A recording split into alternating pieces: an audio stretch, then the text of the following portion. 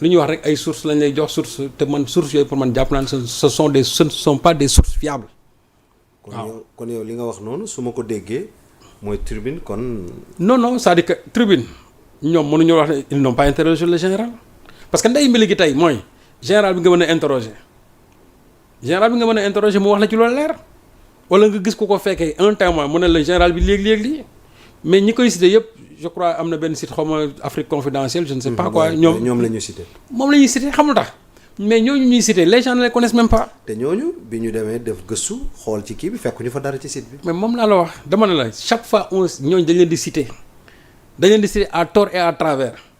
tey kon du hasard kon. non moom laa la wax non en fait man jàpp naa ne fi ñu toll nii. quelqu'un comme Madiambal Diagne lépp lu mu bind rek diversion la.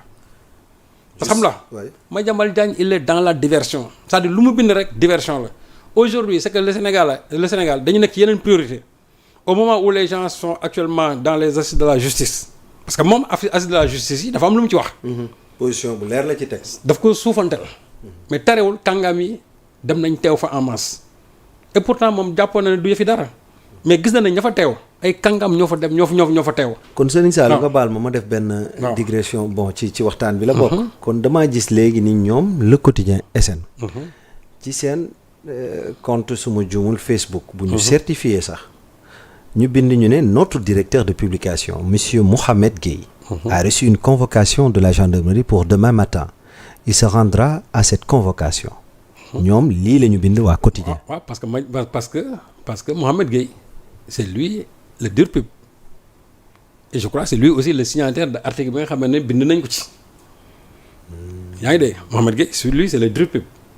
d'accord donc directeur de publication nag lu génn sa journal yow da nga ci am part de responsabilité da nga war a teew juridiquement da nga war a teew. plus aussi keneen ki nga xam mais bii je crois que en même temps en tant que directeur de publication moom ci boppam moom moo bind article bi mais derrière tout ça c'est Madiambal Diagne xamal nii yëpp nii c'est pas man pour man du ñëw ay ñoom Mohamed Gueye c'est Madiambal Diagne ci boppam.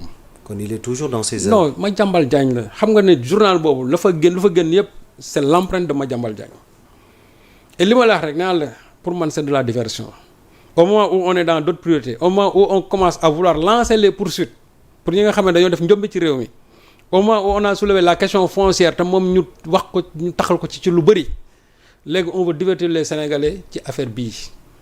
ñoom luñ ciy gagné ko. non liñ ciy gagné mooy coow liñ doon coow ci mbirum foncier beeg et cetera ak li nga xam ne gouvernement bi ñu ngi. actuellement les priorités de l'heure quoi. waaw ak li nga xam ne aussi gouvernement bi ñu ngi koy def parce que n'oubliez pas que ne campagne agricole bi mais gouvernement am na lu ñu ci def à propos de la tabaski bi gouvernement bi am na lu ñu ci def. Aujourd'hui on a convoqué les assises de la justice. Donc il y a autant de choses que le gouvernement est en train de faire positivement. Mais voilà que Madiambal Diagne maintenant veulent détourner l'attention des Sénégalais sur loo xam ne ni pour man c'est des fariboles. jàpp naa ne c'est des fariboles. Donc il ne faut pas que les Sénégalais vraiment tombent dans ce piège et malheureusement mon ami de la tribune est tombé dans ce piège-là. du lu ma ko souhaité mais à sa place moi je ne l'aurais pas fait man du ma topp ci les écritures de Madiambal Diagne pour di ko génne déedéet. parce que ñëpp source bi ñuy joxe. confidentiel rek. mais kenn mënu la taxaw tey ne la décret baa ngi nii général Kandé lii la wax ak lii la bañ. ñëpp ñu koy wax on est dans la supputation. moo tax man jibi ba ma seetee décret bi gisuma ko ma wër ko gisuma ko waxuma ne amul de mais dama ne duma ci wax comme que man gisuma décret te ñoom décret la ñuy wax man duma ci wax. tant que gisoo ko. te dégguma général Kandé ba léegi addu ci mbir mi ma ne man duma ci wax. d'autant plus que affaire armée la. dafa am. benn article boo xam ci code pénal lu mu wax il ne faut pas saper le moral des armées te saper le moral des armées mënul weesu quelqu'un qui a dirigé l'armée de terre ba bëgg a taxaw nga ne dañ ko nommé à New Delhi ba pare mu taxaw bañ kooku déjà dafa am benn comportement boo xam ñoom jiite mën nañ ko xoolee et loolu mën nañ ñoom saper seen moral parce que dañuy jàpp nañ ñun suñu ki ñu jiite woon fii bu ñu demee ba moom muy jël ab décret di ko attaquer c'est-à-dire que ñoom seen wàllu boobu mën nañ ci am sax lu leen métti te loolu ça sape le moral de l'armée. te loolu c'est un précédent dangereux même. mais dafa grave mais c'est réprimé par le code pénal il ne faut pas saper le moral des armées suñu ñàkk fayda yi encore su fekkoon sax loo xam ne sax c'est pas légal mais dama ne loolu décret boobu Macky Sall moo ko fi bàyyi décret boobu donc Macky moo ko fi bàyyi. du lu bees Macky Sall ci boobu moo ko fi bàyyi. kon le président Bassirou Diomaye Faye en ce qui concerne cette histoire là moom mais Bassirou nekku ci dara moo quoi. fekk na fi ma ne Bassirou su ko neexee tey comme que loolu man la décret la boo xam ne ma jam kii Macky Sall moo fi bàyyi il a la légalité pour faire la même chose il a la légalité pour faire la même chose loolu Macky Sall moo fi bàyyi c'est pas une création de du président kon Diomaye. analyser ko autrement c'est animé de mauvaise foi non quoi. c'est-à-dire moom laa ba wax c'est-à-dire bu ñu ko waxee nii c'est comme si délibérément c'est le président Diomaye wala les gens là ñoom dañu ils veulent rendre des comptes parce que gis nga dañu bëgg a dugal nit ñi ci ay coow loo xam ne ni pour man amu fi place am quoi. pour man amu fi généralement on dit oui le général Kandé c'est lui qui avait je ne sais pas moo newoon ci rebelle yi général Kandé ceci ou cela gis nga en la matière. ji bi li ñu ci mën wax bëri na mais c'est domaine militaire la moo tax man bu ma ci sori mais ñun lu ñu xam bëri na li ñu xam bëri na. ci affaire yooyu li ñu ci xam bëri na mais ce ne sont pas des choses yoo xam ne à mettre sur la place publique. parce que xam nga c'est pour l'unité de la nation. surtout ça. c'est surtout pour l'unité de l'armée. armée dafa nekk secteur bu sensible boo xam ne ni ku ci wax ci loo xam. mais bul wax loo xam ne nii yëpp day déstabiliser armée bi. or ñii may gis ñëpp ñuy wax nii c'est dans le but de déstabiliser l'armée. te ñoom dafa nañ ne bu ñu ko defee ils vont atteindre le nouveau régime. Je crois que ils doivent se tenir à carreau. L'heure n'est pas vraiment à ça. Il y a des choses yoo xamante ni qui sont prioritaires dans ce pays. mais waaw mais général bi affecté nañ ko bañ na attaqué na décret bi mais. et après c'est-à-dire lan la mën na indi de positif dans ce pays. et ni ma la ko waxee rek on a dit que la discipline c'est la force principale des armées. Quelqu'un qui a dirigé l'armée de terre pendant un bon temps, je ne crois pas qu'aujourd'hui qu'il faille à sa mission en violant même ce que dit le code en tout cas le règlement intérieur des armées. mais Serigne Saliou. waaw lan la ñu mën a tirer comme conclusion déjà ndax coow li mu yëkkati dafa bëri ah. li mu yëkkati dafa bëri mais déjà bi laal pàccu taskatu xibaar alors convocation yi lañ mën a war a teg bët ci taskatu xibaar ou bien tamit taskatu xibaar yi nga xamante ne nii dañuy servir de fausses infos. wala yi sax aussi tamit ñi nga xamante ne nii une certaine presse boo xamante ne ni dañoo juddu rien que pour diaboliser lan lañ ci mën a tirer comme conclusion. xam nga ji journaliste dafa am ñaar. ban ak ban. gis nga d'abord la liberté d'expression mais la responsabilité en ayant cette liberté pour livrer une information. tout à fait. gis nga responsabilité boobu. c'est-à-dire da nga koy sóoraale pour en cas nga ne li may publier lu ma ci dal je serai le principal responsable. j'encadre toute la responsabilité. donc ñi nga xam ne ñoom dem nañ ba mu wane seen professionnalisme poussé na leen ba ñu jël bind article. tu dois emporter toute la responsabilité. c'est-à-dire conséquence bu ñu mën a am da nga koy gàddu. donc man su ma jikkee bay bind damay jàpp ne lii ku ma ci woo tey police gendarmerie tribunal dinaa taxaw ma wax ci.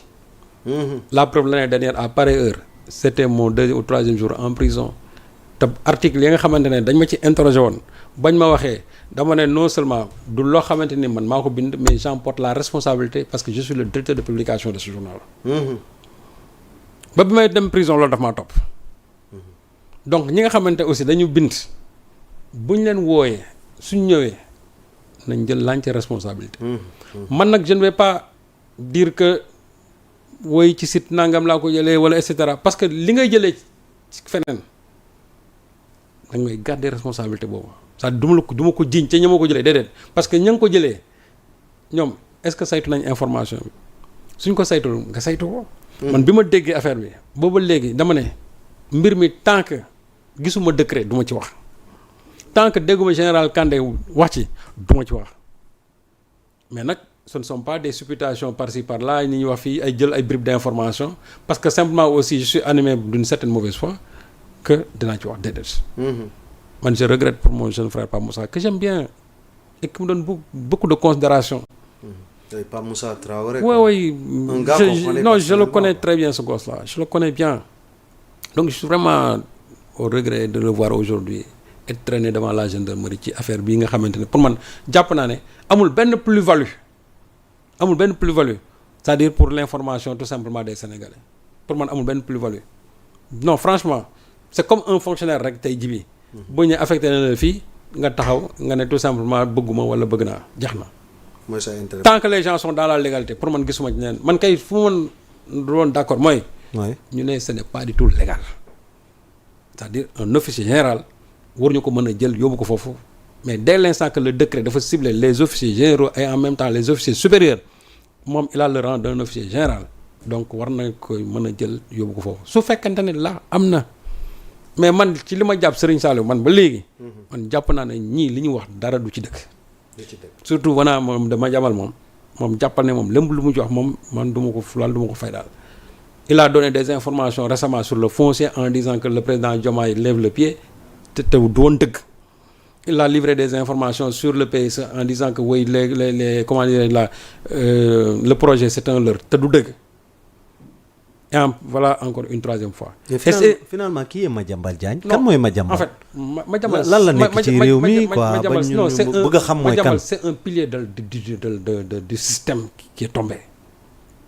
léegi ce sont les survivances aujourd'hui de ce système-là système boobu xam nga pour ñoom jàpp nañ ne jóge nañ fi mais jóge guñ fi léegi nag ñoom pour ñu dundaat wala pour ñu continuer dund il faut qu'ils aient aujourd'hui leur relais ici à commencer d'abord par la presse parce que daf ci am presse boo xam ba léegi c'est la presse du système qui est là te ñoom fi ñu toll nii ils vont tout faire pour que ñi nga xam ne actuellement mooy les nouvelles autorités lu ñu fi mën a def jëm ko nax sax et loolu nag je crois que les nouvelles autorités aussi il faut qu'elles en prennent conscience xam ne ñi fi jóge woon démb dégagé nañ de mais ba léegi ñu ngi fi ils ont leurs moyens ils ont encore leur presse te am na ñoo xam ne déjà identifié nañ leen ci et ce sont des gens yoo xamante ni qui vont leur mener la vie dure mais man li ma jàpp mooy yoonu jubal jubanti bi nga xam ne ci lañ tegu buñ ci jógee parce que xam nga Sénégalais yi tant que yaa ngi ci jubal bi di jubanti di jubal toujours tu auras les suffrages des Sénégalais. mais sànq te loolu moo ci gën a am solo. sànq maa ngi koy wax réew mu tas tamit bokk na ci taskatu xibaar yi. mais un pays comme le Sénégal ñuy compter ay plus de 45 ay journaux yoo xam te ni yenn yi. mais Djibi. grand kon assainir la presse. mais gën a nekk priorité. mais Djibi gis nga presse boobu xam nga man j'ai toujours dit que la presse il faut la professionnaliser. ñi nga xamante ne wóor nañu ils veulent dañu bëgg a am des entreprises de presse. ñooñu war nañ leen woon jàppale ba ñu taxawal seen presse. mais xam nga ñi nga xam ne aussi presse bi dóorukaay lañ ko def parce que loolu aussi dafay am presse dóorukaay dafa am. je crois que c'est cette presse là qui va disparaître. te li ma la wax nii xool nañ dem fii ak 5-6 mois beaucoup de titres vont disparaître la preuve aujourd'hui il y a beaucoup de ces titres yoo xamante ne nii tu ne les vois que dans les formats numériques. Oui. te quand je dis format numérique sax mooy. à la une benn une la ñuy am balancer ko ci plateforme yi. mais doo leen gis physiquement doo leen gis sax numériquement doo leen gis. mais loolu aussi je crois que c'est le ministre de la communication qui doit faire un travail quand même de en tout cas de clarification ou bien en tout cas d'assainissement que je mets même entre guillemets parce que ñi nga xamante ne wóor na ne ñii dañu bëgg ay entreprise de presse. ñooñu mën naa jàpp ne war nañ leen am dimbale ba ñu taxawal.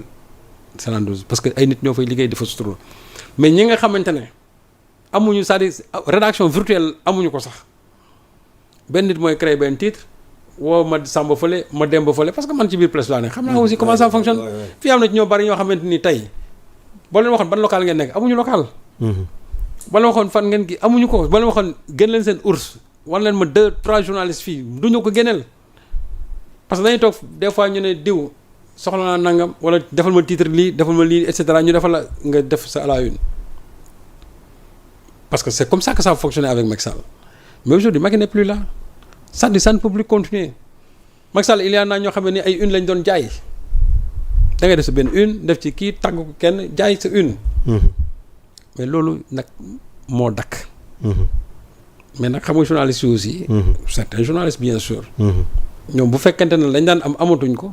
mais les gens seront obligés aussi peut-être vraiment de se rebeller et utiliser des moyens yoo xam ne qui ne sont pas du tout catholiques pour se en tout cas pour mën a indil mettre des bâtons dans les roues aux nouvelles autorités mais nag c'est à elles aussi ces autorités là quand même d'en avoir conscience et aussi de faire face.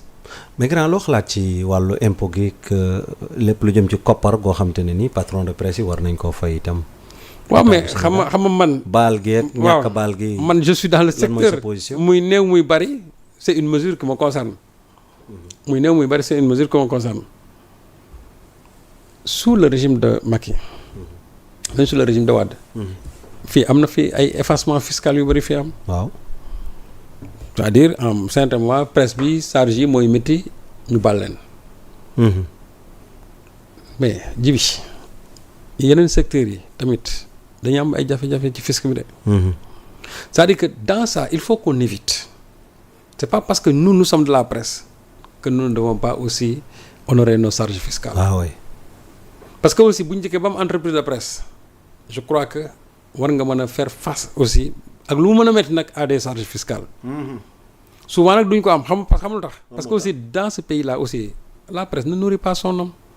parce que presse bi ni muy fonctionner fii. on a mis la presse dans une situation de précarité au point que les entreprises de presse ne sont pas viables.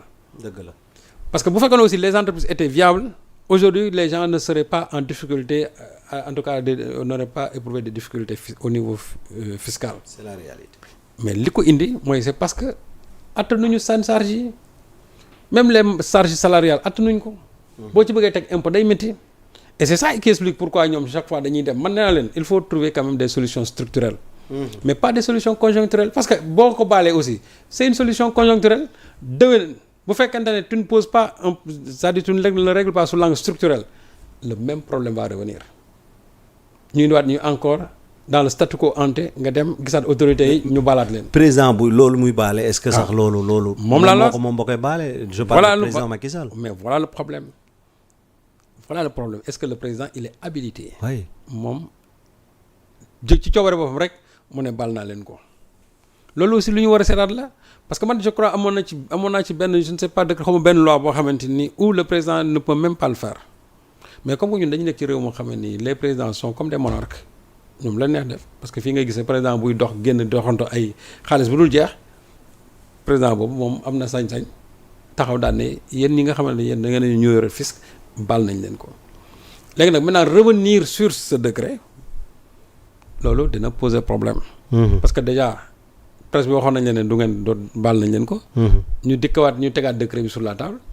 mais il faut que les patrons de presse essaient de voir maintenant avec les nouvelles autorités. quelle est la solution à trouver parce que je crois que bu ñu toogee waxtaan solution mën na ci am mais li bon kay mooy à couteau tiré ñii xëcc fii. parce que aussi loo ci mën wax mooy bu dee légalement dañoo war a fay. bu ñu ko tegee ci yoon. dañoo war a fay. loolu dëgg la c'est-à-dire que y a rien d'illégal dans ça bu ñu ko tegee ci yoon rek dañoo war a fay. léegi nag mbir mi metti na au patron de presse de prendre langue avec les nouvelles autorités loolu rek la de. de prendre langue et aussi bañ a créer aussi benn iniquité au niveau de la fonction en tout cas entre ñi nga xamante ne les contribuables ñi nga xam ne dañu war a fay. impôt. parce que bu ñu bàllee secteur bi bàyyi secteur bi su boobaa dañu inégalité mooy ci kumba am ndey kumba amul ndey. te loolu c'est à éviter. waaw te les gens aussi vont se dire c'est parce que c'est la presse moo tax. waaw ñu leen defal faveur boobu ñu leen defal faveur yi. alors que ñun suñu wàllu boobu ñoo war a éviter sax ñu ne parce que presse bi la moo tax ñu leen defal chaque fois faveur boobu. léegi nag moi je crois que la bataille c'est quoi. Faire de sorte que les entreprises de presse soient quand même en tout cas des entreprises viables économiquement. tout à fait. et que aussi su fekkee ne fisc bi dafa metti aussi ñu xoolaat ko vraiment ndax duñ ko mën a réduire parce que charge fiscale yi aussi metti na.